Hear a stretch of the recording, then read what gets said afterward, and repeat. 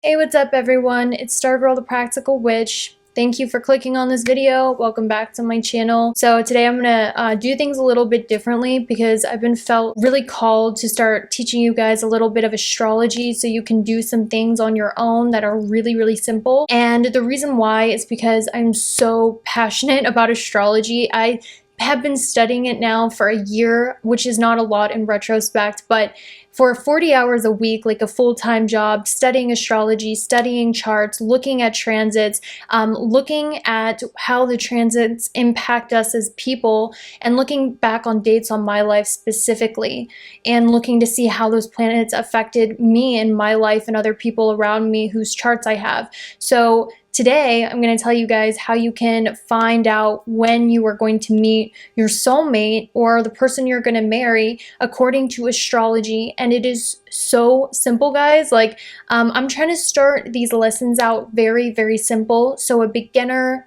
anyone can practically do it and understand it. So it's not going to be like you have to calculate a bunch of degrees and all. We're going to keep it cut and dry, straight to the point, just how I like it. And later on, when I get you guys used to astrology, then I'm going to be going into more detailed things. But let's just stick to the basics. Let me show you how you can find out when you are going to meet your soulmate. I labeled this video probably, I'm not sure, when you're going to meet the person you're going to marry. But let's look at today, modern days. Marriage is something that, as much as we want, especially me, guys, because I'm a Cancer rising, I say this all the time, I love marriage, I love commitment, I love monogamy, okay? I just do.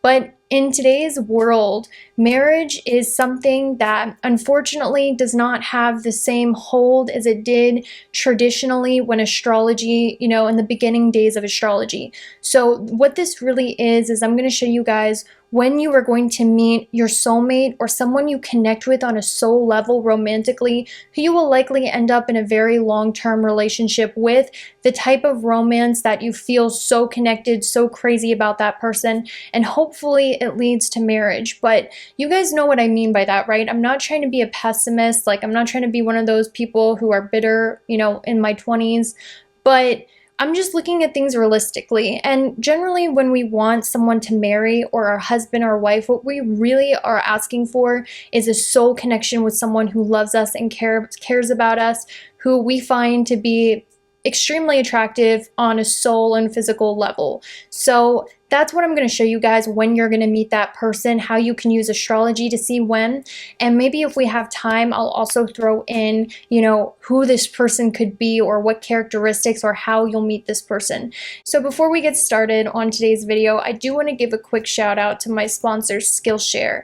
And I'm really excited to share Skillshare with you because on Skillshare, you can actually learn tarot and astrology. I've been sponsored by them before. They are great. So we're going to do a quick break. I'm going to give them a shout out, but after that, we're going to get right on back to the video and we're going to go over how you can figure out when you're going to meet your soulmate. Hey, what's up everyone? It's Stargirl the Practical Witch, and before we get started on today's video, I do want to say thank you to my sponsor Skillshare for helping make this video today happen. Now, if you don't know what Skillshare is, which you probably do because who hasn't heard of Skillshare by now, but Skillshare is an online learning community for creatives who want to take the next step in their creative journey by exploring and discovering new ways to improve on their craft, and also by meeting a bunch of other people in the creative community where you can share your work or share feedback with one another.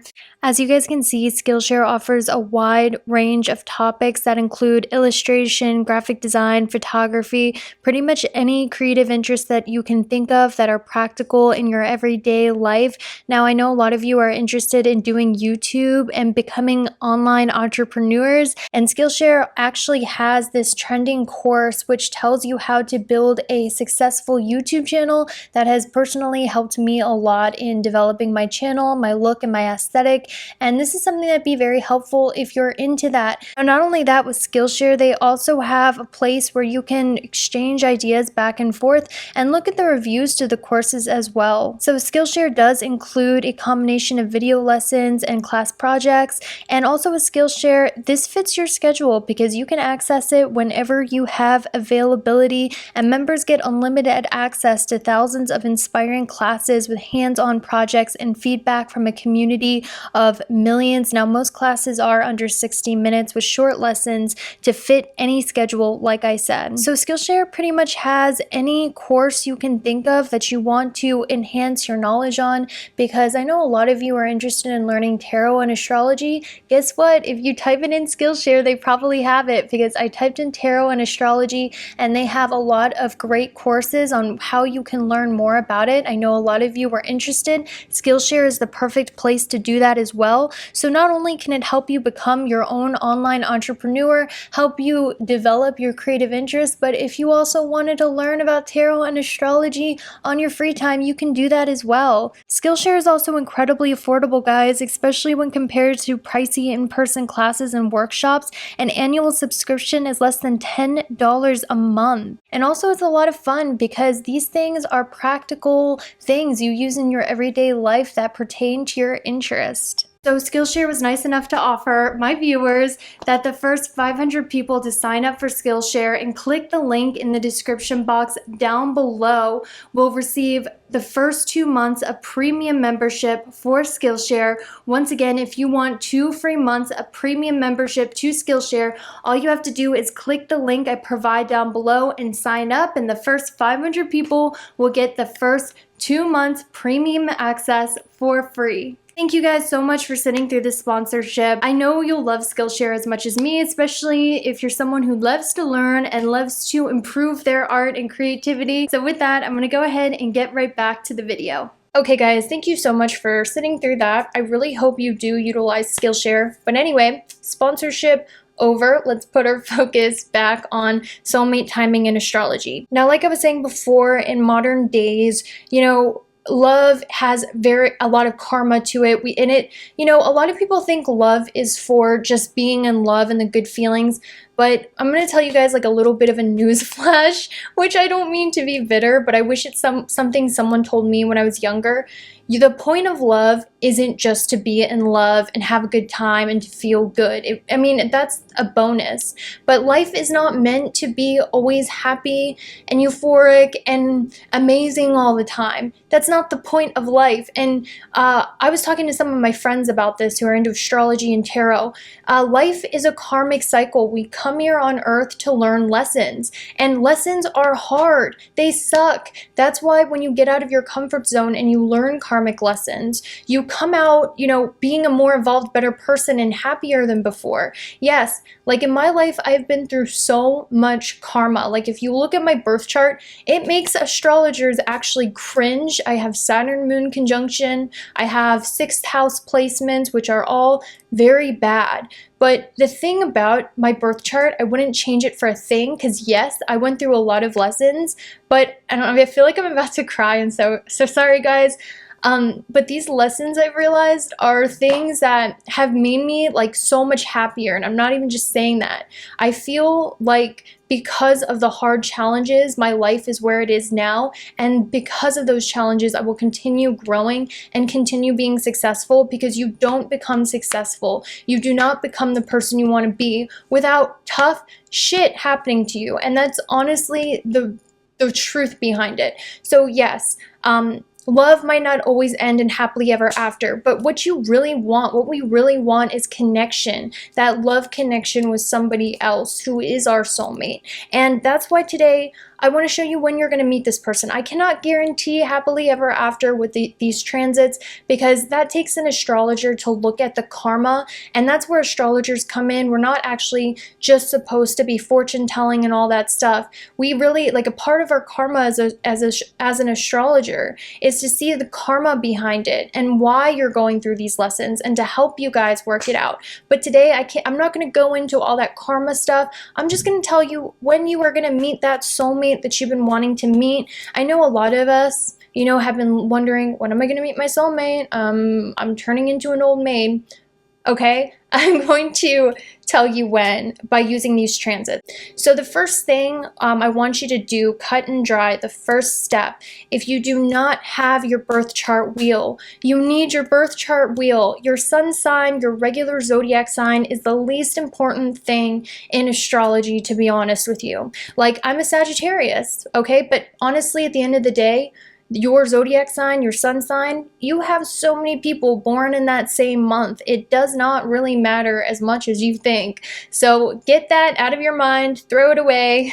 I mean, it's important for some things, don't get me wrong, but we need your birth chart wheel. So the first thing I need you to do in order to figure this out is I need you to go on an app or go online and type into Google birth chart calculator. There are a ton of apps on Android and iPhone, not sponsored by any of them, so I'm not going to give them any shout outs, but find one that, you know, just says birth chart calculator. Find a generator online that says birth chart calculator.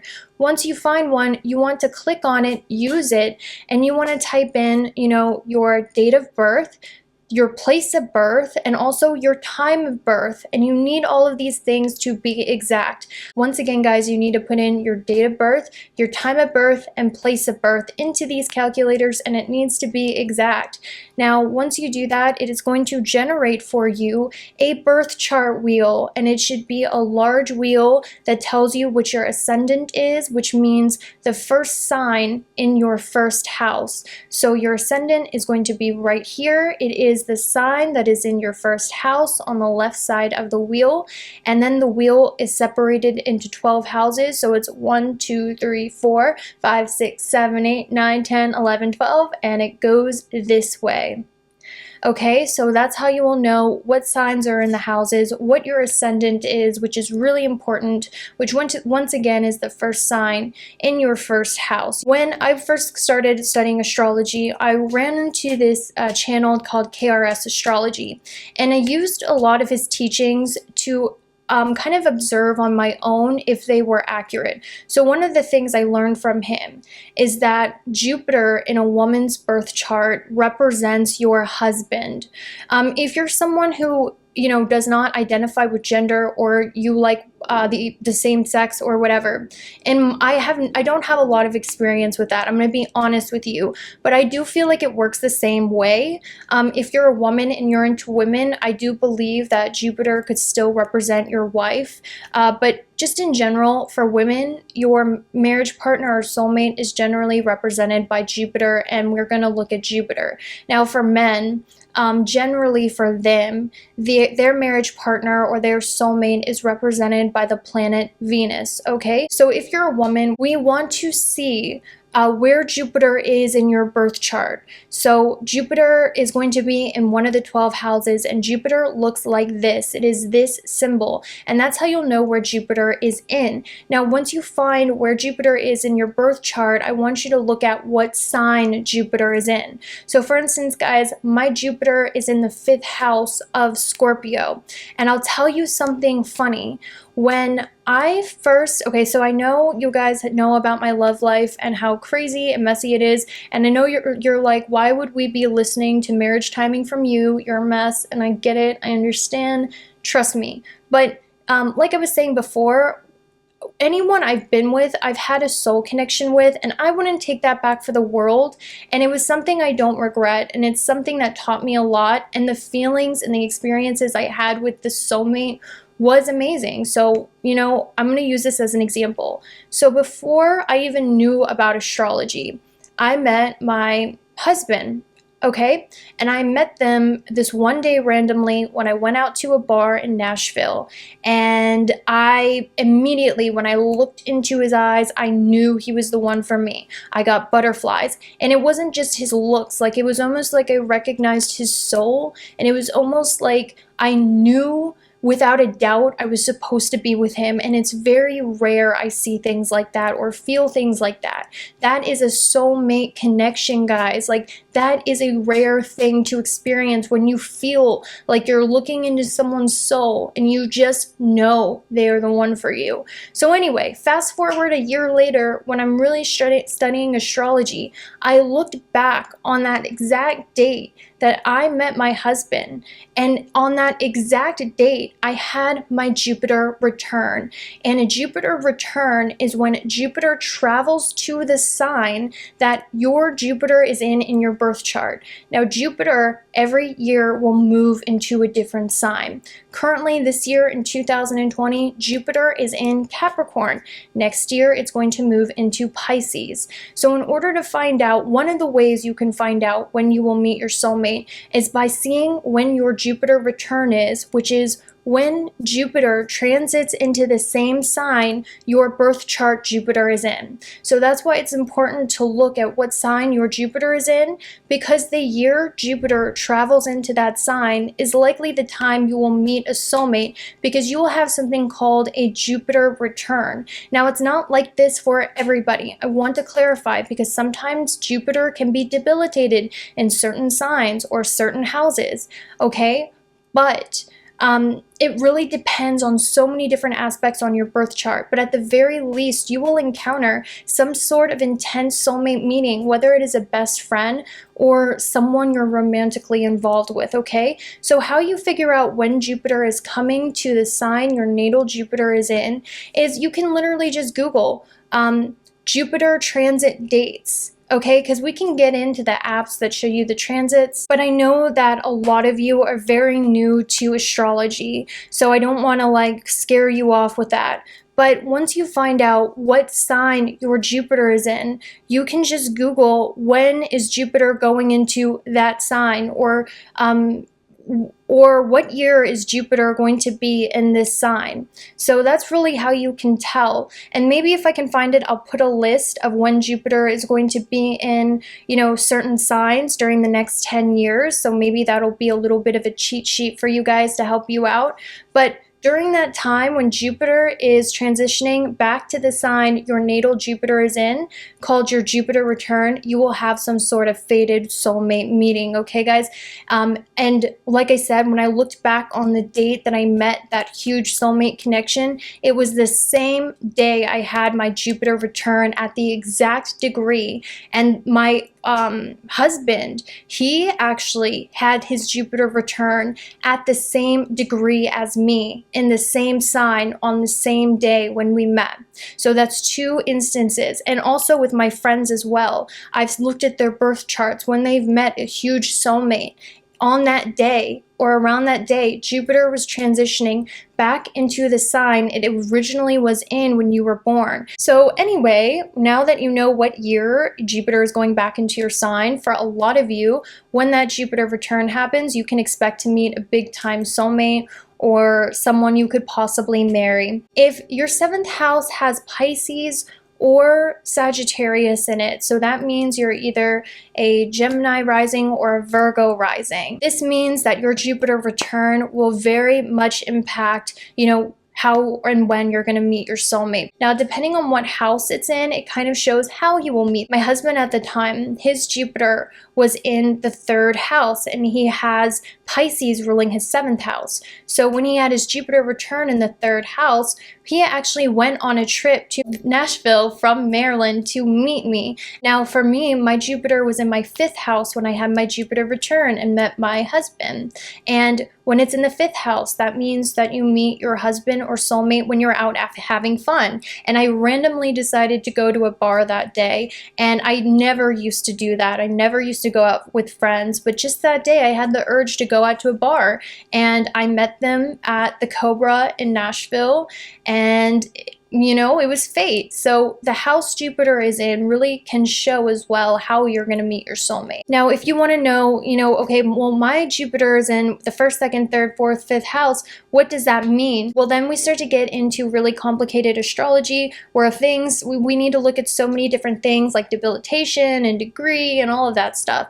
So what I can really honestly recommend if I were you, if you want to know how you're going to meet your soulmate, look at the meanings of each of the houses and look at where Jupiter is in and kind of intuitively figure it out. So if Jupiter is in your fourth house, maybe you meet this person near your childhood home, or you meet this person through your family, or you meet this person, you know, around your home or something like that, because the fourth house represents home, roots, and family. Okay, so the second way you can figure out when you're going to meet your soulmate, if that's not sufficient, because there are numerous different ways, numerous different soulmates. What you want to do is you want to look at the ruler of your seventh house. You want to see what sign is in your seventh house. Is it Aries, Taurus, Gemini, Cancer, Leo, Virgo? Is it Libra, Scorpio, Sagittarius, Capricorn? Is it Aquarius? Is it Pisces? So you want to look at what signs in your seventh house. Now, the reason why you want to do that is because the planet that rules your seventh house is going to be important in when you're going to have a fated meeting. So for instance, if Aries is in your seventh house, you want to look at Mars in your birth chart. If Taurus is in your seventh house, you want to look at Venus. If Gemini is in your seventh, you want to look at Mercury. If Cancer is in your seventh, you want to look at the moon in your birth chart. If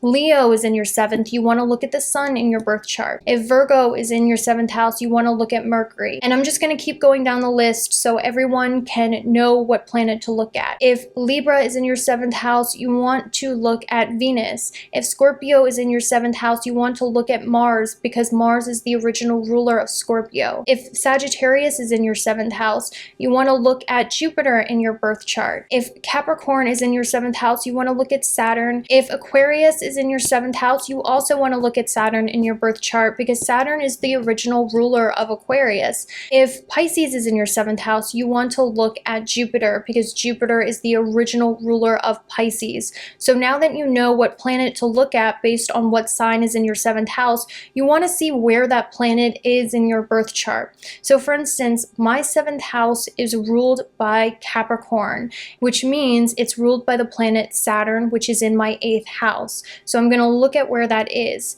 So in order to see when you're going to have a fated meeting, you need to see if planets are ever going or transitioning past your seventh house ruler's planet in your birth chart. And how you can figure out if any planets are transitioning over your seventh house ruler is by looking at the sign your seventh house ruler is in. So Saturn for me is in the sign of Aquarius in my eighth house. So anytime planets like Venus, Sun, Mercury, Jupiter, any of those planets transition into Aquarius, I can expect to meet some sort of soulmate, whether it's a friend or hear important messages or meet someone who is a soulmate during this time. And in order to figure that out, once again, all you have to do is Google planets transits through the sign of blank, whatever sign that ruler is in, and you can figure out, oh, okay, I'm going to hear some important news about a soulmate, or I could potentially meet a soulmate, or something like that. I know when I looked back on these dates when Jupiter transitioned over Saturn that rules my seventh house, that was the day that I met my first husband, and I know you guys are gonna think I'm a mess. Trust me, I know it's part of my karma, no judgments here. This was someone I had an intense soulmate connection with, and once again, this has only happened a few times in my life. So this was a very rare thing, that instant connection thing. And I met them on that day when Jupiter was transitioning my natal Saturn. At the Starbucks, okay? So you want to look at what planet rules your seventh house, where it is, and if any planets are transitioning over it during a certain day. Specifically, you want to look at planets like Jupiter, because Jupiter is a big deal planet, or if Saturn's going over that planet, or if Venus is going over that planet, because it represents love. Now, it's most likely you can meet a soulmate in astrology, or someone you're going to date for a very long time, when Jupiter transitions your third 3rd, 7th, and 11th house. And the reason why that is because Jupiter is trining, which means making positive aspects to the 11th house of wishes coming true, the 7th house of partnership. So if Jupiter is transitioning your 3rd house, this is an amazing time to meet someone because it is making positive aspects to the 7th house of partnerships and the 11th house of wishes coming true. So the 11th, 3rd, and 7th, when Jupiter transits, is the time you are going to meet soulmates, people you bond with on a soul level. So for instance, right now in 2020, Jupiter is in Capricorn. For those who have Capricorn in your 3rd, 7th, or 11th house, it's likely that you made some sort of important teacher or friend or met some sort of soulmate. Jupiter is debilitated in Capricorn, so maybe not as likely, but when Jupiter is in Sagittarius, when Jupiter is in Pisces, when Jupiter is in signs that it likes, it really does generate like soulmate material. And I have my Jupiter debilitated in my birth chart in Scorpio, but I still met my soulmate. Now for men, or for people who are interested in women or whatever, you want to look at when planets transit your natal Venus. So you want to look at where Venus is in your birth chart. And whenever planets like Jupiter, Saturn, or like big planets like Jupiter or Saturn go over and transit your natal Venus in your birth chart, this is when you are likely to meet a soulmate or someone you bond with on a very deep level. So for instance, let's just say my Venus, if I were a guy, is in Sagittarius in my 6th house. So whenever Jupiter, Mercury, or Venus transits into Sagittarius, that is when I likely meet new friends or soulmates or people I bond with on a deep level. That's when you're going to notice these fated meetings happening, is when those big time planets like Jupiter and Saturn transit Venus, or they transit your 7th house planetary ruler, or you have your Jupiter return. And especially, once again, if they're on the 3rd, 7th, or 11th house, or even the 5th house of love and romance. Now, I've also heard too that the sign your Jupiter is in, or the sign your Venus is in, for guys, it really shows like what kind of soulmates you're going to meet, or what kind of people you're going to attract, or who your soulmate is. So for instance, I have my Jupiter in the sign of Scorpio, which means my husband is going to be very secretive, very mysterious, very quiet, you know, very all of those things that relate to Scorpio. And it's funny because both of my husbands, I hate saying that as like being only 20 something, because I know it makes me sound like a mess, but they were both very like secretive, dark. They were both very mysterious, they had like this dark, quiet, intense aura about them. So whatever sign your Jupiter is in can give you hints about what they are like, or whatever house Jupiter is in can show you signs about how they are too. So for instance, Jupiter is in my 5th house of creativity and love. So my husbands tend to be very artistic. They tend to be people who like to do art, very secretive, very quiet, you know, all of that stuff. So you want to look at what sign Venus is in if you're a guy, or Jupiter is in if you're a woman or whatever. It doesn't matter. Genders don't matter, but I'm trying to make astrology be more modern for modern times. I'm still trying to figure that out, but yeah, that's how you can figure out who your soulmates are and where you're going to meet them. It's really important to study the houses and their meanings, because once you know the houses and their meanings, if you see where Jupiter or Venus is in, you can get like ideas about how you're going to meet this person and a little more about them. So definitely study those houses and study what house your Jupiter is in and what sign Jupiter is in to get more clues about it. Now, this is a very broke down version of astrology. It's very basic, very simple, and that's because I really want you guys to understand the basics before I move into further things like karma and whether or not it's going to last. A lot of people, you know, they say I wasn't supposed to get married young because I have Saturn in my 8th house, which delays marriage. But that doesn't mean if you have transits like that block marriage, that you aren't going to meet soulmates or get married. It just means you have more karma and lessons you need to learn around that. Sorry, it just got dark and it really freaked me out. But now I do want to say one other thing is Mars is also an indicator of boyfriends, but from what I've observed, what I've heard is that you're not really going to marry the Mars transit, guys. Like when Mars transits your 5th house of romance, those are when the F-boys come into the picture. When Mars transits your vertex in astrology, which means fated meetings, that's when F-boys come into your life, okay? Because Mars is that quick, here for a good time, not here for a long time energy. So yes, Mars can show if it's in your 7th house or 5th house, you know, when, like if you meet a boyfriend or someone you might date, but normally, like I said, they're here for a good time, not a long time. So you want to look at Jupiter and Venus for long-term soulmate astrology. So I know that was a lot to take in. Thank you guys so much for watching. I will, if you like this video, get more in depth about how you can see when you can meet your soulmate, and definitely do more videos about this in the future. Thank you guys so much for watching. I love you, and I'll see you in the next video. Bye.